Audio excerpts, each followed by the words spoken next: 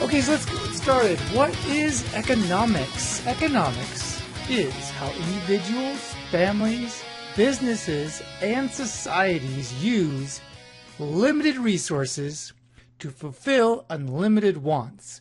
Limited resources means we don't have unlimited tools, resources such as oil, education, time, whatever. We only have so much of those things to use to fulfill, meaning to achieve, to get everything that we can possibly want. And the thing is we can want unlimited. There's no limitation on wanting things, but there is a limitation on how many of those things you want can you actually get, and that's determined by your resources. So that is economics, trying to solve that question and answer that question as much as possible, how to use limited resources to meet your unlimited wants, your never-ending wants. Economics is broken up into two fields of study.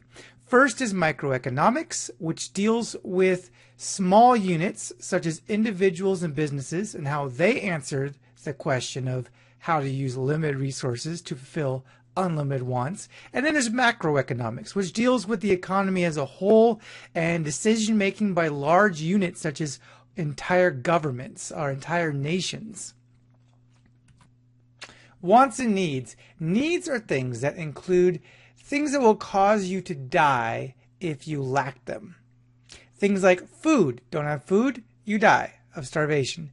Don't have shelter, don't have clothing, you'll die of cold weather, you'll get sick, you won't be protected from rain and heat. You will die, your life will be over. Wants, however, are things that do affect the quality of your life, and they make it more enjoyable. They make you want to live it even more than if you didn't have them. But technically, without them, you could physically continue to survive. Now, maybe your life would not be fun.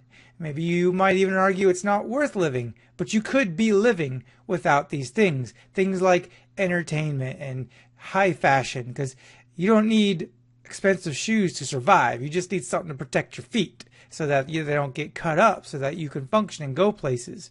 But getting nice shoes, trying to make yourself look as nice as possible, spending a little bit extra money, those are wants, not needs. This is going to be an important concept we're going to come back to later. The scarcity problem.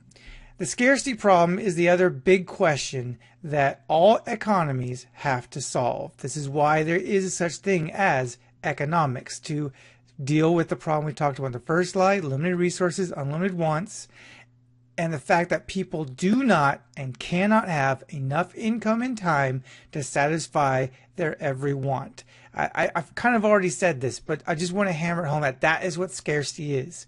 People do not and cannot have enough income and time to satisfy their every want. Now, this is different from shortages, okay? People, if they can't buy something because they're out of it at the store, that's not scarcity. That's a shortage. Shortage is temporary. If there's no eggs at the store, guess what? If you come back tomorrow, or maybe even that afternoon, they'll have more eggs. That's a shortage, not scarcity. Scarcity is forever. That's the big difference. So, how to rule the world? Factors of production. Economies try to solve those problems we've talked about by determining who controls, who has access to the factors of production. The more of these you control, the more power you have in whatever country you live in. Those factors are land, which is not just actual real estate. It's any resources that come from natural resources that come from the land, such as minerals, plants, animals, things that you hunt or dig up. The other factor of production is labor, which is not just physical work, though that is part of it. It's everything we do. So it could be research that humans do, ideas that humans come up with and then share with people. Anything that humans do, that is labor. And then finally, capital, which definitely includes money. Money's a big part of what capital is, but it's anything that humans create, means man-made things that help produce wealth, such as, for example, a car that's being used to taxi people. That's capital. Having things that are man-made that you can use to start a business, maintain a business, run a business, sell things, exert influence over others.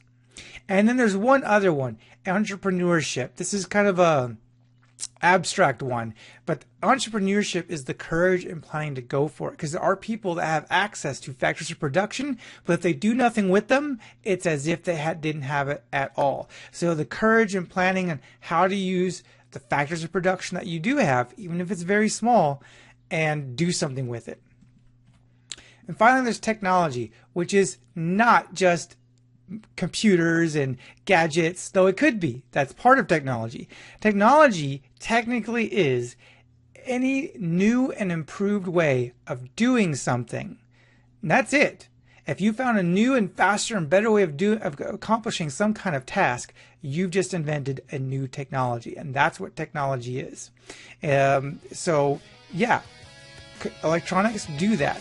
Computers help us type things up faster or communicate, email with each other faster, but it doesn't have to be. It could just be a new way of organizing things that no one's ever thought of before. That's also technology.